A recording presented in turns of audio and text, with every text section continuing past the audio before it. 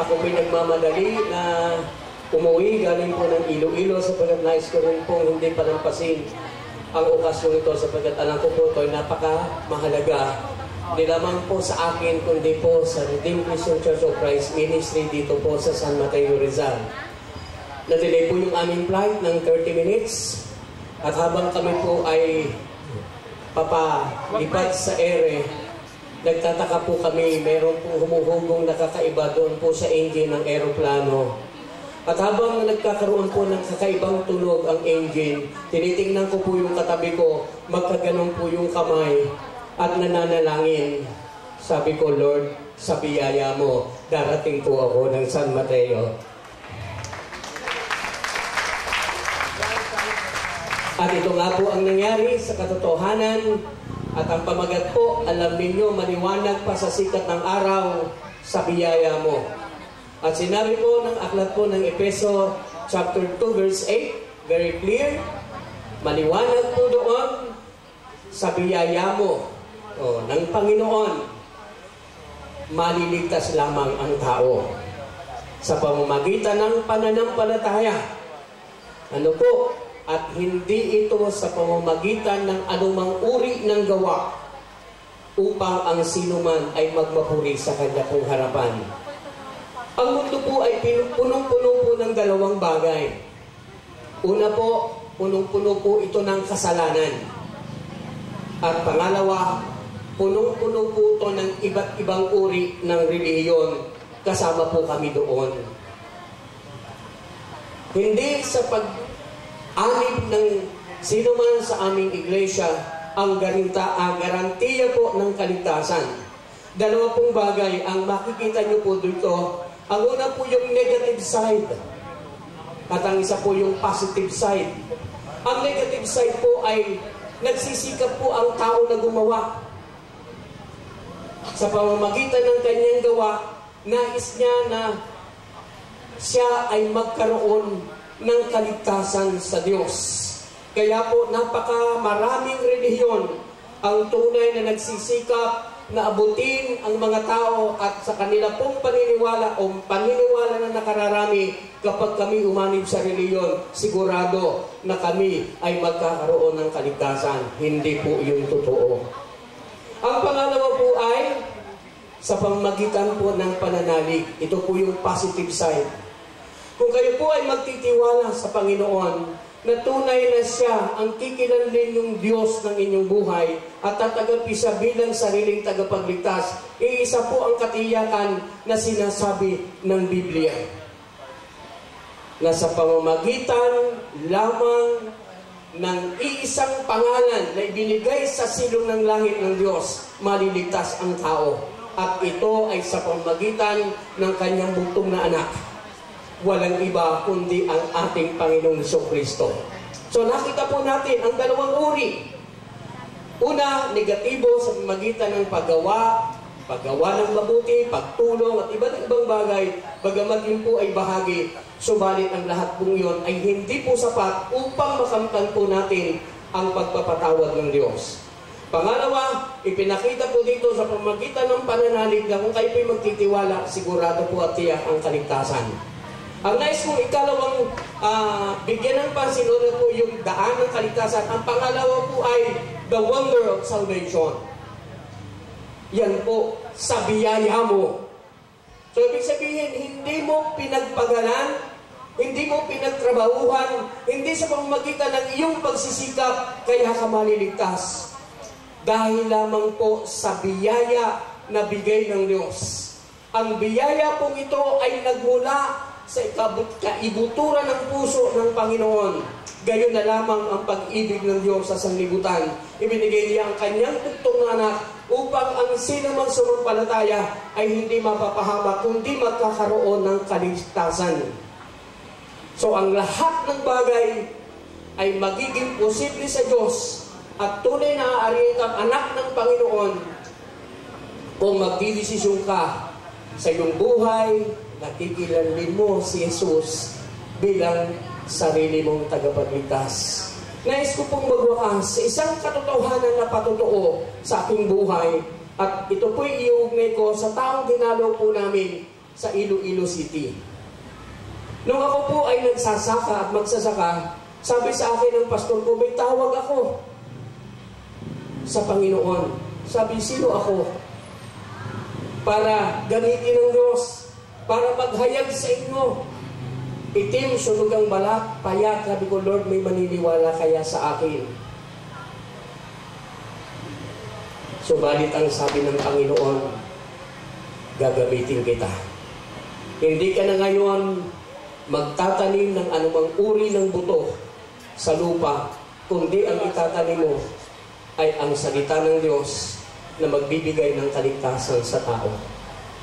Sa tulong po ng biyaya ng Diyos, unti-unti po akong kanyang ginabayan at pinatnubayan, hindi sa sariling kaalaman, hindi sa aking kakayahan, kundi sa kapangyarihan ng Diyos. Nangangamusta po yung elder na aking dinalaw doon, kamusta na ba ang church?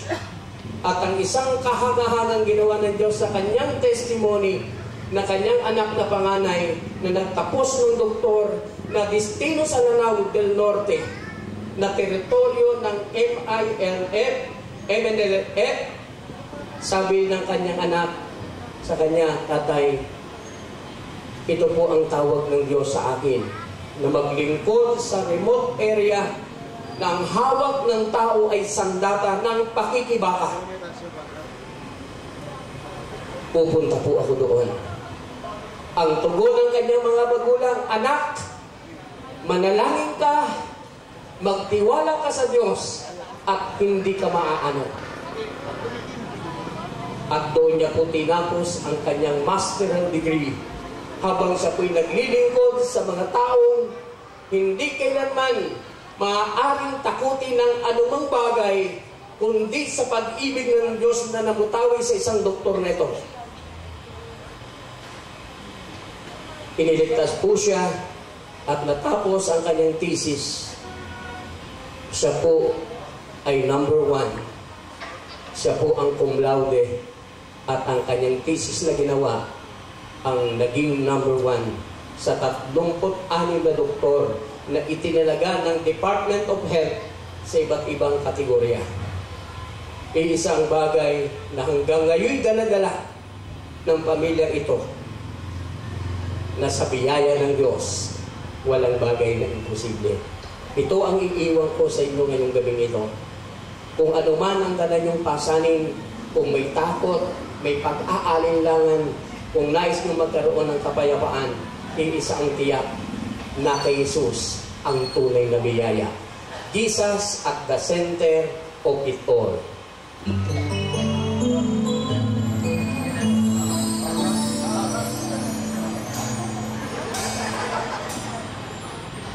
Jesus at the center of it all. Jesus at the center of it all. From beginning to the end, it will always be, it's always been you, Jesus.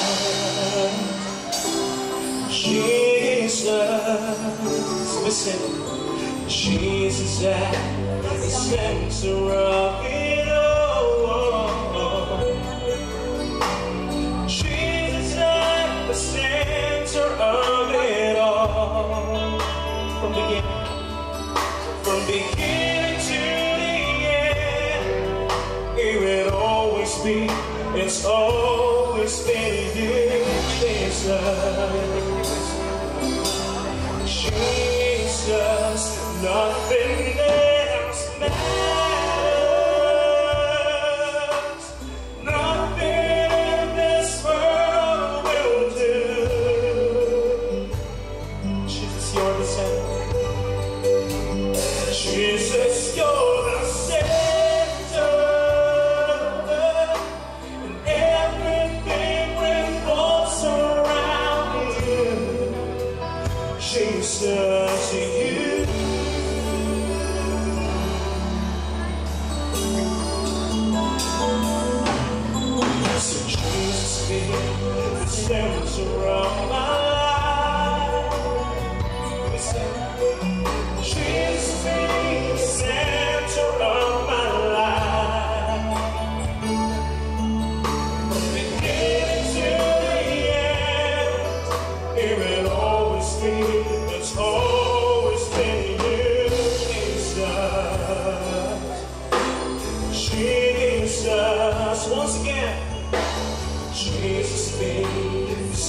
center of my life.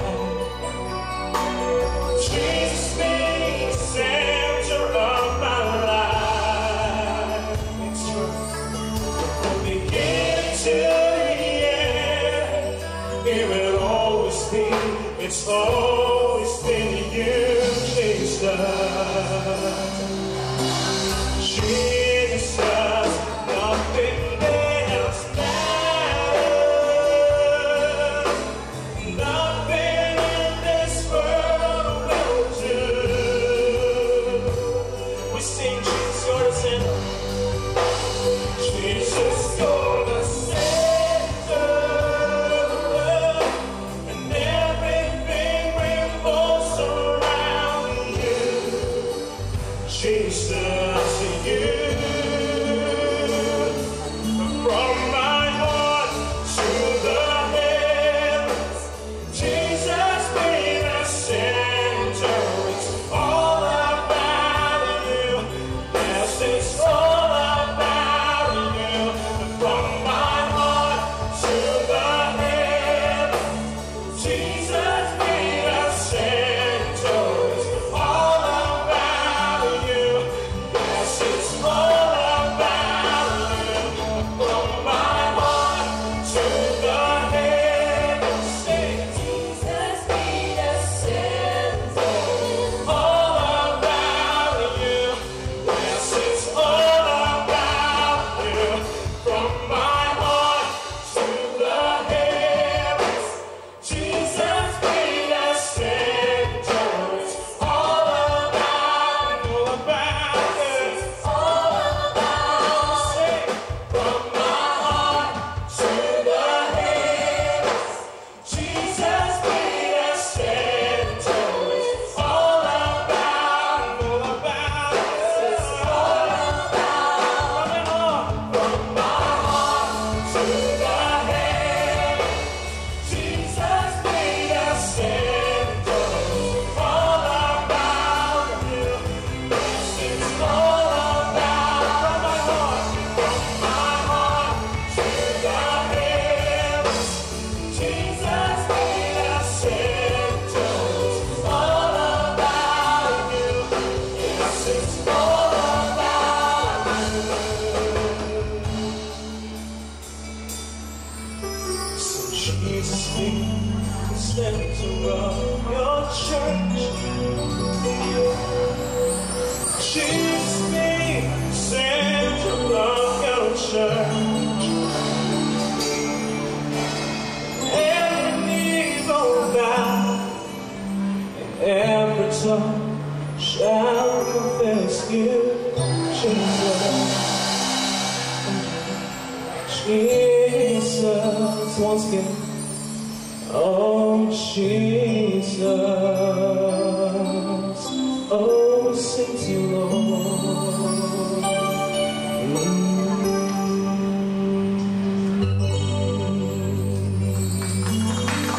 Let's clap our hands for our God in this place tonight. We worship you, Lord. We thank you for all you've done. Thank you, Lord. Hallelujah. What a sweet name, Jesus. You know, friends, hindi lang po sweet o matamis ang pangalan Jesus. Mayroon din pong power na nasa pangalan nito. Lahat na naniniwala, sumigaw ng Amen. Amen. We will give the Lord a clap offering with this song. Okay? And we will sing, we will claim the power that is in this name. In Jesus' name. Amen. So,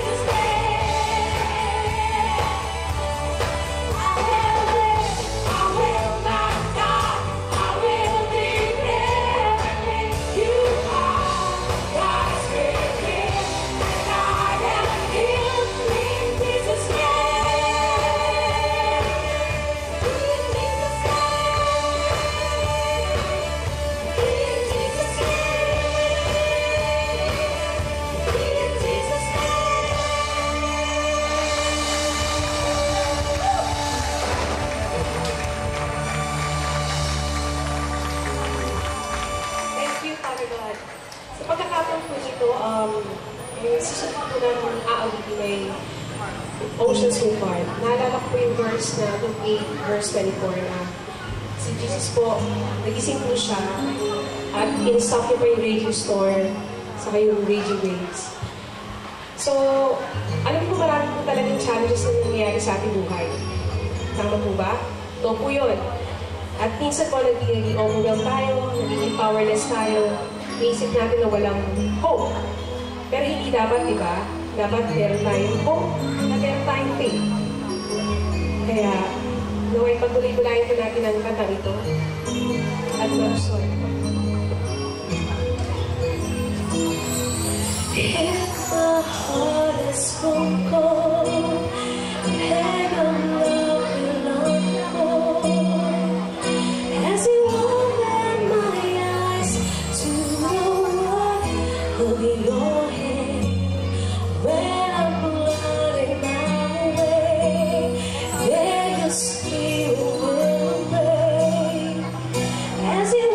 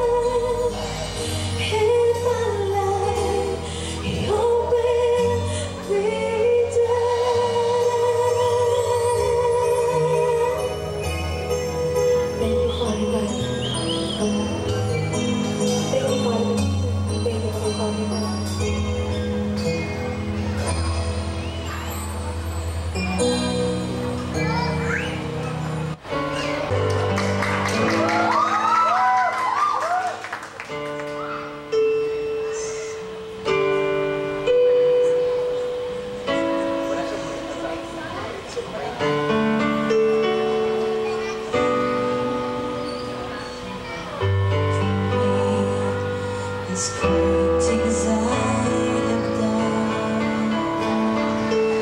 Now you gently break me, and I cry just like a baby. You hold me as my father, and mold me as my maker. I ask you, how many times will you pick me up when I keep on letting you down? And each time I will fall short of your glory. For forgiveness abound, and you answer my child. I love you, and as long as you're seeking my face, you'll walk in the power of my daily sufficient grace.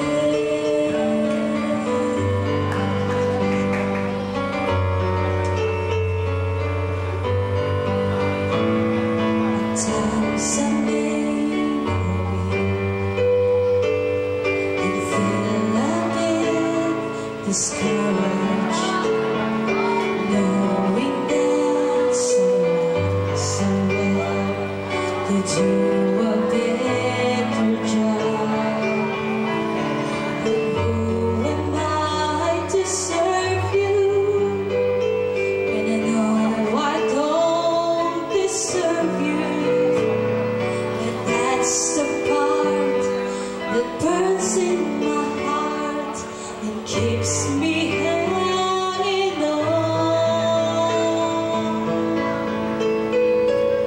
And I ask you, how many times will you pick me up when I keep on letting you down? And each time I will fall short of your glory. Oh, for the forgiveness abound, and you answer my child. I love you, and as long as you're seeking my face, you'll walk in the power of my daily sufficient grace.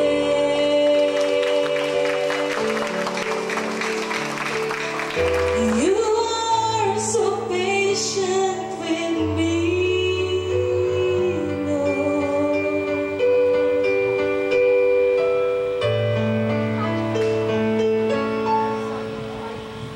As I walk with you on your way, but what your grace reveals of all of my transgressions were paid and covered. So instead of trying to repay you, I'm learning to simply obey you. I've given up my life to you for all that you've given to me. And I ask you, how many times will you pick me up when I keep on letting you down? And each time I will fall short of your glory. How far will forgiveness abound, and you answer my child. I love you, and as long as you're seeking my face, you'll walk in the power of my daily sufficient grace.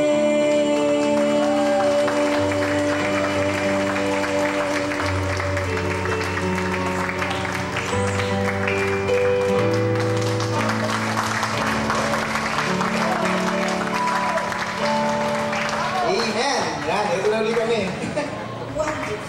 So, yun. So, talagang blessed na blessed tayong lahat, no? So talagang napakabuti po ng Panginoon kasi yung grace niya talagang hindi natin kaya sukatin. Amen.